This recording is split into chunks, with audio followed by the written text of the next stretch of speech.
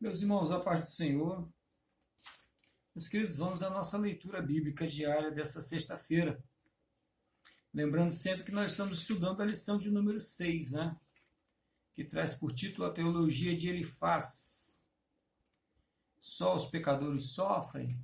Uma pergunta do tema dessa lição. A leitura de hoje encontra-se em Jó 22, versículo 1 e 2. Esse é o terceiro discurso de Elifaz, que diz o seguinte: o tema é: o homem será de algum proveito para Deus? Vamos ao versículo 22, versículo 1 e 2. Então respondeu Elifaz, o temanita, e disse: porventura o homem será de algum proveito para Deus? Antes, a si mesmo, o prudente será proveitoso.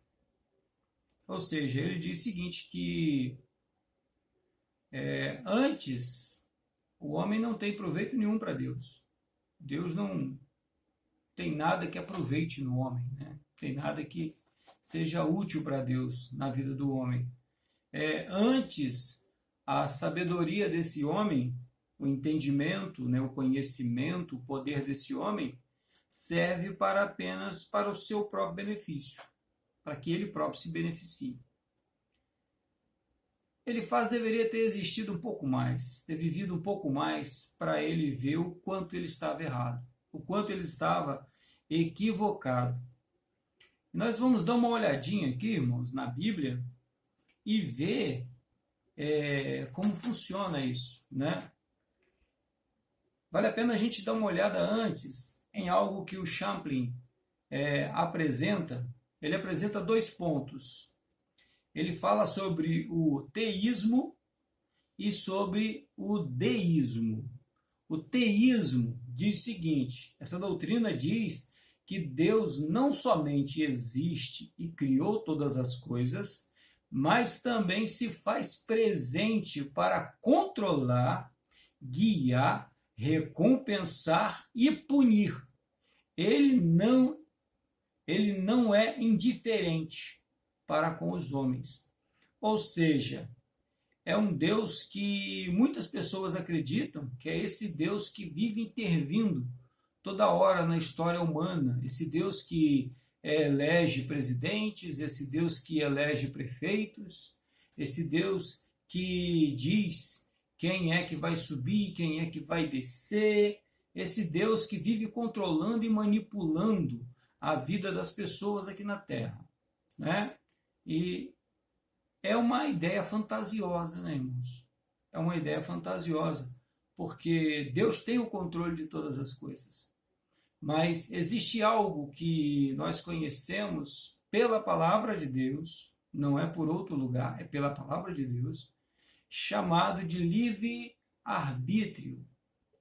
E o livre-arbítrio é algo que Deus nos deu, que Deus nos concedeu, para que, pela liberdade, nós o servíssemos. Não por medo. Medo de ir para o inferno, medo de ser punido por ele, medo de ser castigado por ele, medo de fazer uma coisa errada e o raio cair na cabeça da gente imediatamente. Não por isso. E ele não aceita esse tipo de servidão.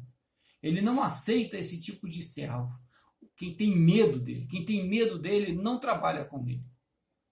Temer a Deus é diferente de ter medo de Deus, né? Mas tem o outro, tem o deísmo. O deísmo diz o seguinte: embora iniciador de todas as coisas, está ausente do universo e deixa que as leis naturais cuidem das coisas. Portanto, Deus não intervém diretamente na história humana, nem positiva, nem negativamente. Também uma ideia equivocada. Porque numa, Deus é controlador e dominador, na outra, Deus é ausente, não se envolve. E é bem o contrário, né, irmãos? Deus não quer manipular nem controlar ninguém. Mas também ele não quer estar ausente. Então, como que se resolve essa coisa? Como que se resolve isso? Né? Se não é para ser controlado por Deus e também não é para estar longe de Deus. Como é que funciona isso? Foi exatamente para isso que Jesus veio. Né? É exatamente para isso que serve o Novo Testamento. O Novo Testamento, eu acho engraçado, porque infelizmente tem um monte de gente nossa que acredita nisso, irmãos. Tem um monte de gente nossa que acredita que Deus ele vive intervindo na história humana assim de uma forma completa, controladora, né? Que é ele que diz quem é que vai ser o presidente que vai sentar lá nos Estados Unidos, aqui no Brasil ou em qualquer outro lugar do planeta, né? E não porque confundem com a história de Israel. A história de Israel fazia sentido porque aquele ali era o povo de Deus. Se é para pensar em Israel como exemplo, então Israel seria exemplo da igreja. Na igreja, sim, porque a igreja é dele. Na igreja, aí sim, o pastor, o presidente da igreja, o bispo da igreja, o apóstolo da igreja, seja lá o título que quiserem dar para aquele que estiver à frente da igreja, ele só permanece no cargo se Deus assim o quiser, enquanto for útil para o Senhor, enquanto estiver fazendo a obra de Deus. Aí, ou seja, aqui dentro da igreja, sim, lá no mundo não, lá fora não. Então as pessoas estão equivocadas e eles vão se apegar em um versículo apenas para poder ficar afirmando essa conversa. E não é assim.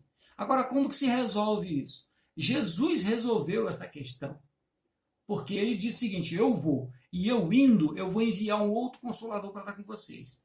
Esse consolador, aí sim, esse consolador é aquele que vai estar conosco. A palavra Emanuel, ela é traduzida dessa forma. Não é apenas Deus conosco, mas é Deus dentro de nós.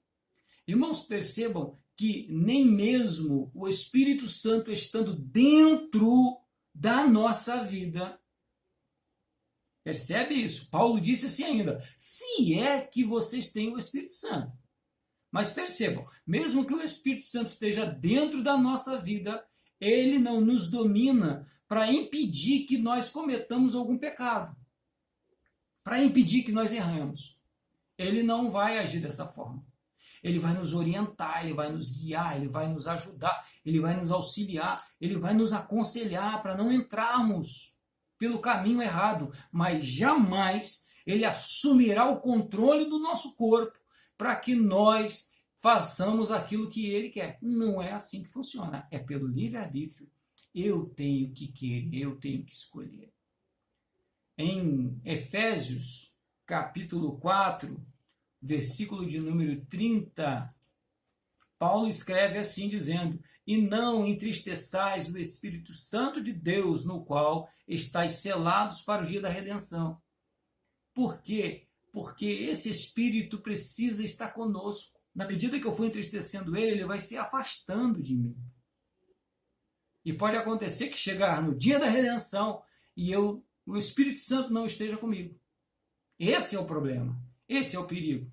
E aí, para encerrar, irmãos, Apocalipse capítulo 3, versículo 20, eis que estou à porta e bato. Se alguém ouvir a minha voz e abrir a porta, entrarei em sua casa e com ele cearei e ele comigo.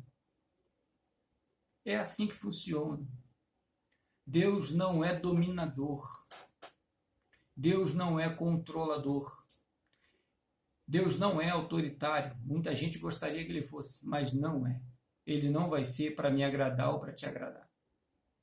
Deus nos dá liberdade.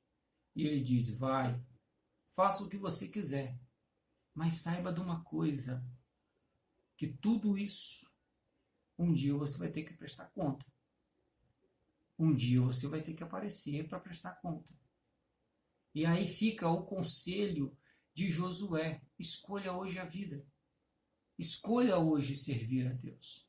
E andar com Deus pela liberdade que há em Cristo Jesus. A carta aos Gálatas fala dessa liberdade.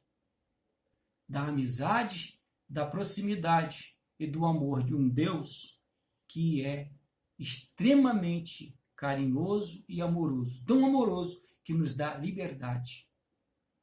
Faça o que você quiser da sua vida. Eu prefiro que você esteja comigo.